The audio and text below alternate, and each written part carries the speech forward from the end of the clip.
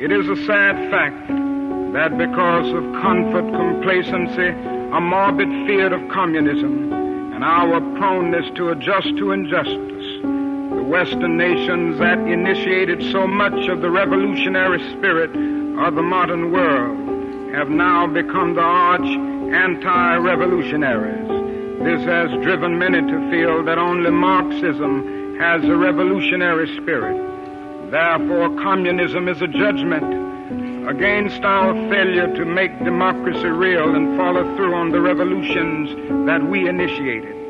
Our only hope today lies in our ability to recapture the revolutionary spirit and go out into a sometimes hostile world, declaring eternal hostility to poverty, racism, and militarism.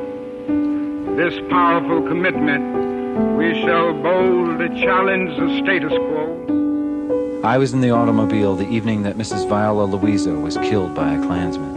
At the high point of FBI involvement with the Klan, one out of 4 Klansmen was an FBI agent. So a lot, if not all, of Ku Klux Klan policy and actions were being directed by or acquiesced in by the FBI. And this led to the FBI and its COINTELPRO program and its other racially oriented programs actually being implicated in instigating crimes, civil rights crimes, murders, and such things. The cry of black power is at bottom a reaction to the reluctance of white power to make the kind of changes necessary to make justice a reality for the Negro. I think we've got to see that a riot is the language of the unheard. And what is it that America has failed to hear? If you trace the history of the United States vis-a-vis Latin America and Central America, there has never been a time when a country made a revolution for the poor people where it was not overthrown by the CIA or the United States government or the Marines. Salvador Allende was democratically elected by the people of Chile. He made the mistake of believing that his job as president of that country was to represent the people of Chile. And he did his best, and he was overthrown by the CIA.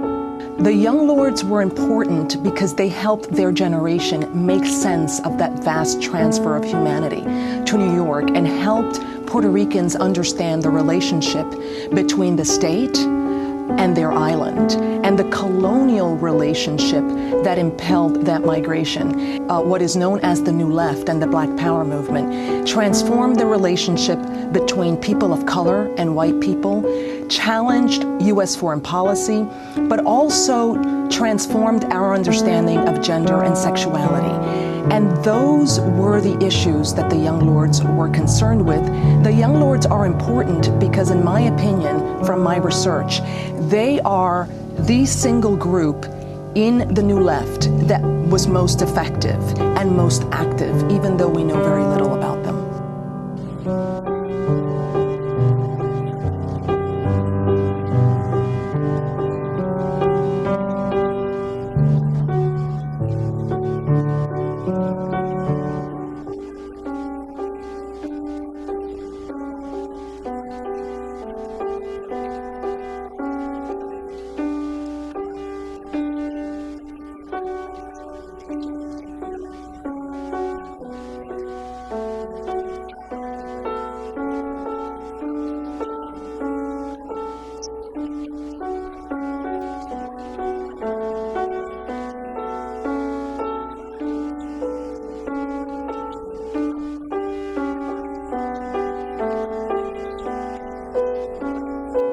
The people of the United States and our friends and allies will not live at the mercy of an outlaw regime that threatens the peace with weapons of mass murder.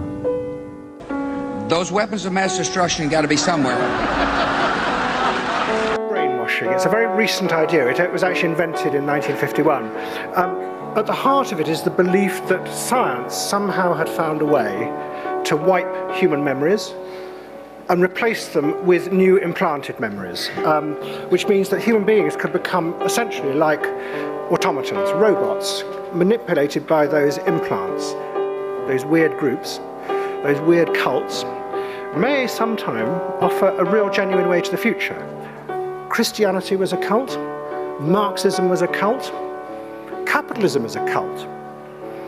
It's almost as if we've been brainwashed to disbelieve in radical alternatives about the future. But as we know, brainwashing doesn't exist.